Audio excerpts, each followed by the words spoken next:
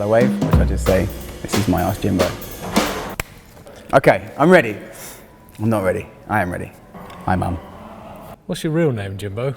My real name is James William Turner, after the pirate from Pirates of the Caribbean. So what's your role here at the bike shed? I think because I've got a very wet-led background, so I've done a lot of stuff in bars and clubs. You've got a what? A wet-led background.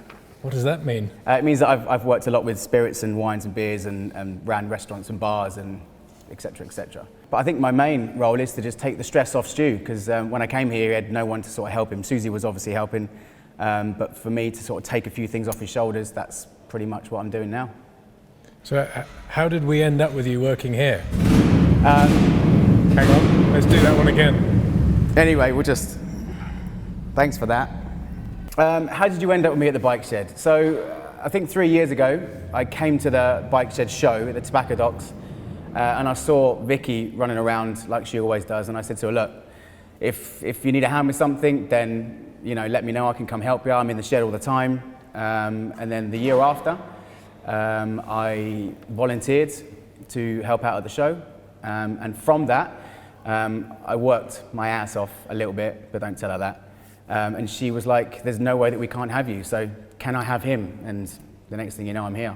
So that's how. And now we can't get rid of you. And now, sadly, I'm here to stay. So give us a little bit of a motorcycling background for yourself. What sort of motorcyclist would you consider yourself to be? And just tell us about how you started biking. And so I don't really have a preference in what kind of a motorcycle guy I am. I think just in general, the mechanics of motorcycles and cars and engines and stuff like that sort of really appeal to me. So anything to do with sort of mechanics and engineering and stuff has been sort of really interesting to me. My biking history, I rode bikes when I was younger. I rode a 125 Aprilia. Actually, I stole it off my sister's ex-boyfriend. Which Aprilia was it? It was the RS 125, cool. Black and red. So I stole it off. Nice. And then I'd never really ridden after that. It was sort of a year or so I stole that, and then when he broke up with my sister, they was like, oh, there you go, have the bike back, it's fine.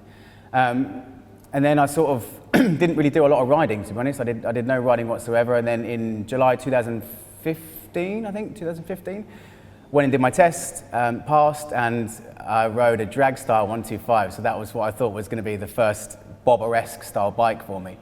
And then I ended up giving that to my dad, and now he rides that, he loves it. And then I bought a CB 404, so I got a 1975 404, and I decided to do a brat conversion on it. And then I brought it in here, and then everyone laughed at me, so then I never brought it back again, so. Is that the one you were bothering me about sort of 3 years ago, sitting outside there one summer? Yeah, probably.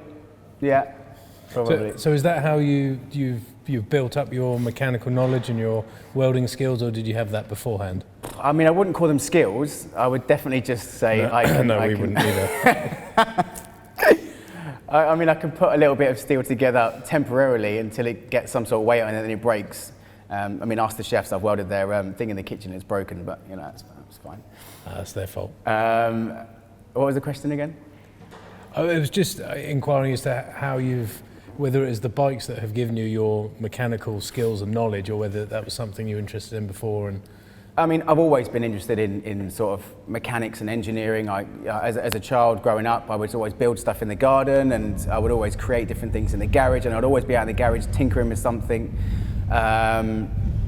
So the bikes is the first thing that's really given you an avenue to express yourself with these skills? Yeah, bikes, there's a little bit more in terms of easier customization, and that's kind of where it came from. Is sort of, I think taking stuff apart and putting it back together was one of the things that I really enjoyed. So from there, that's how I sort of decided to build bikes, or strip bikes, and put them back together in the way that I wanted. So how many bikes have you got now, and what are they? So I've got 4 bikes altogether. 2 of them are running. One is a 2017 Ducati Monster. That's my daily rider for the winter and the summer. My XS 650, which is a 79 chop, which is the one you've seen on the YouTube channel. I've also got a GS 550, which is in the process of being a scrambler. And then a CB 550, which I decided when I was a top bike builder that I would buy off eBay for £550, strip and rebuild a new bike. That's still in the garage. It's still in the garage. The head's off the engine, and it's not doing anything. So when's that one going to be ready? Oh, that would be early 2021, something like that. So that sort of leads us into one of the questions that's come up from Instagram from Next of Kin. Yes. Have you got any new bikes, new build in the pipeline? So, new builds, or should I say builds that I want to continue on, is the XS, obviously, to get that finished. But brand new builds, it's going to be a KTM 390 Duke, which is going to be a scrambler build. So I'm hoping to turn it into a scrambler. So that's going to be my new one. That sounds pretty cool. Yeah, it's cool. Man from upstairs, James Joseph, asks, what's your most frustrating bike building moment? Oh God, I don't really want to say this. When I created or built the CB404, I had an issue with getting it jetted. I just couldn't get the jetting right, and I was trying different jets and main jets, pilots, the needle. I was trying to get the needle right. It took me about 3 months before I realised that I'd had the choke on the entire time, and I was fouling plugs left, right, and centre. What a belly. Please don't rate me for that, please. I've got a question from Bike Shed Stu. What do you want to be when you grow up? Taller. Just taller. Yeah, next question is the worst. So Arch 4 these days has been taken over by our staff range of dad bikes. Are you tempted to join the party and get something a bit more adventure-y? I knew this question would come. I mean, yes, absolutely. I'd love to get on an adventure bike. Getting on an adventure bike is the issue that I'm having. I can't get anywhere near them. But it's fine. If they can make an adventure bike that's for children, then that's absolutely fine. So if you did convert the KTM 390 into more of an adventure bike than a scrambler, and got some little tiny panniers on it, where would you travel to? I definitely want to do something in Europe first. I think I'm sort of gagging to get away. Dan keeps talking about trips, here and there, and it's just something that I really, really want to do, whether it be Europe first and then obviously going a little bit further. But I think for now, Europe is the one. Or, once I get that 390 done and completed, just some green lanes so I can get out and do some scrambling, because that's something that's I've really sort of jumped on board in with here, especially with Vicky and her Dommy, and all the Stewart's just got his new Husky, so that's just something that I really want to get on board with. Donny 777 Music, where's the beard gone? I was fed up of people throwing money at me in the street, so it's just time to get rid of the beard, sadly. Turkish Onion asks, could you beat Stu in an arm wrestle? Easy. Where is he? You reckon easy? Easy. Well, okay, let's find him, and then after this, we've got a table over there, we'll test it. Up for that? Bring it on, yeah. Cool. Fine. Ella Montrose, her question is, when is Jimbo buying a Harley? When I get rid of the rest of the bikes. The Harley project is definitely on the cards. I just need to get rid of the CB550 and the GS550 and make some more room for a Harley Davidson build. So what soon. What sort of build would it be? I mean, I've already got a chopper. I'm going to build a scrambler. I don't know. I think just get it and see what happens. Cool. Another question from All About Holly.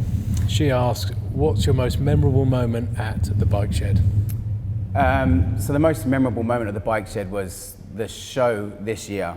After it's all sort of said and done and everyone can sort of take a breath, we came back here and we sat down in the restaurant. It was all empty and the beers were flowing, the pizza had arrived, and everyone just sort of looked at each other and was just completely relaxed and proud of the achievement that they've just done at the show. So that's probably the best moment, is just sort of sitting and just seeing people's faces after the show. That was a pretty good evening, wasn't it? It was I very say good. Evening, 5 o'clock, 5, 6 in the morning, did we finish? I mean, I left at 5. Yeah. I don't know what time anyone else got out. Canberra Dan, at Dan Did This, his question is, what's your best and worst time on a bike? Or what's your best and worst moment? I don't have a worst moment. When I get on a bike, it's just great. I mean... no near misses or...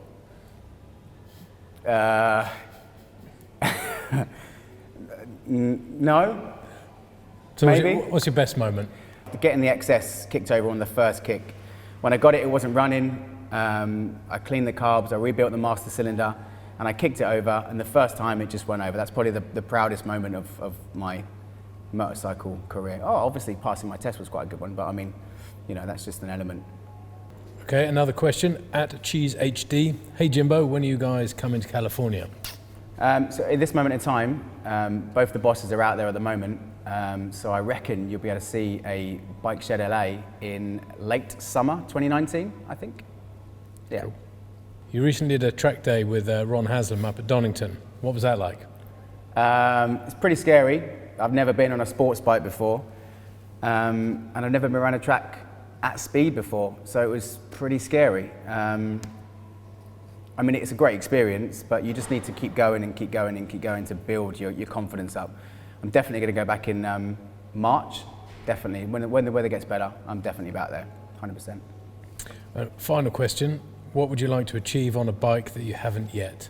A wheelie longer than 2 seconds. You did an all right one. I did. At the wheelie school. I just want to keep the power on and just keep going. That's what I want. And just while we're talking about the wheelie school, maybe tell the viewers what you did to their lovely quad bike. Hey guys, if you're watching, Can really sorry about the we quad slide bike. an image in here, Dan? Splendid. Yeah, Jimbo snapped the crank on the quad bike and spat it through the front of the engine. Class. Sorry about that. I'm going to go and get Stu and you can do your arm wrestling thing instead. Bring it on, easy. Remember the story of David and Goliath? Here we go. One slingshot to the face. So in the red corner, weighing 250 pounds, we have Obsterictor Stu, and in the blue corner, weighing £4.99. Weighing or costing? It's the same. Okay, go. Yeah. So do it again. Come on! Start now, Stu. Good! You got it! Oh, hang on, not using your body. Cheat. Right, now we'll do the real one, yeah? I think he cheated, absolutely. We'll just say I win.